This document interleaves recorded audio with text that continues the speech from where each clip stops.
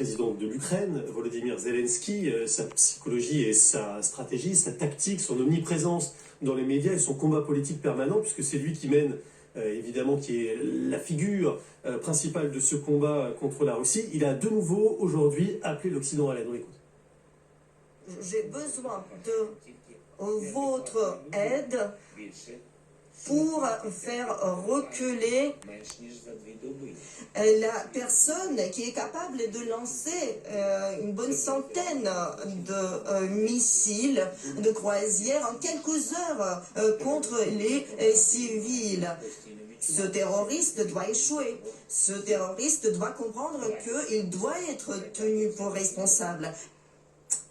Alors, aujourd'hui encore, la France et l'OTAN, dans le cadre de l'OTAN, annoncent de nouvelles opérations, un renforcement de l'aide à l'Ukraine et aussi un renforcement des forces en présence dans les pays autour de l'Ukraine. La Roumanie, la Lettonie, l'Estonie, on envoie des Rafales en Lettonie, on va envoyer de nombreux nouveaux hommes aussi en Roumanie. Bon, donc il y a un signal en fait, en quelque sorte, qui est lancé pour dire on essaye de sécuriser et on est là. Hein, voilà. Le détail, pendant que vous parlez de ce déploiement qui a été annoncé il y a quelques heures seulement. C'est ça, tout à fait. Donc, bon, on essaye de faire ce qu'on peut, vous le voyez. Et pourtant, vous dites, vous faites partie des gens qui régulièrement protestez et dites non, l'Occident ne fait pas suffisamment.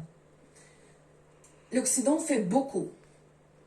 L'Occident, c'est vrai que l'aide à l'Ukraine est inédite.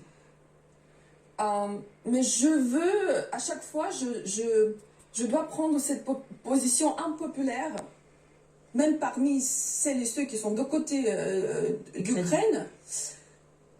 Il faut jamais oublier ou nier notre propre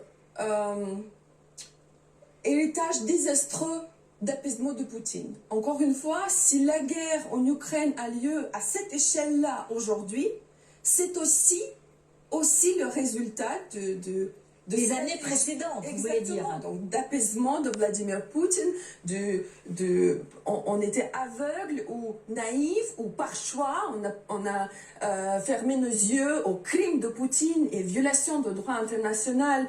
Mais c'est pas le cas aujourd'hui, c'est plus le cas aujourd'hui. Alors, je pense que l'Occident est assez obsédé par cette idée qu'il faut toujours donner une réponse proportionnelle. Ouais. Mais nous sommes plus en guerre froide, nous sommes en pleine guerre brutale, terroriste. Je peux même me permettre, après plusieurs conclusions des experts indépendants, une guerre de nature génocidaire. Et je pense qu'il ne s'agit plus à chaque mouvement de Poutine de chercher une réponse proportionnelle. Il faut chercher les moyens de l'arrêter au plus vite possible. Encore une fois, une déclaration peut-être de ma part impopulaire. Aider l'Ukraine aujourd'hui, ce n'est pas de la charité, ce n'est pas de faire des actes de solidarité, non seulement. En fait, c'est une dette.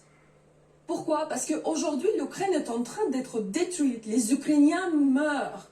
Des enfants, des bébés sont torturés à mort pour que cette guerre ne sorte pas des frontières ukrainiennes aussi. Donc, je répète à chaque fois qu'il ne s'agit pas seulement de sauver l'Ukraine, mais de se sauver soi-même aussi, de sauver la démocratie et la chance qu'on a toujours, heureusement, pour la paix en Europe.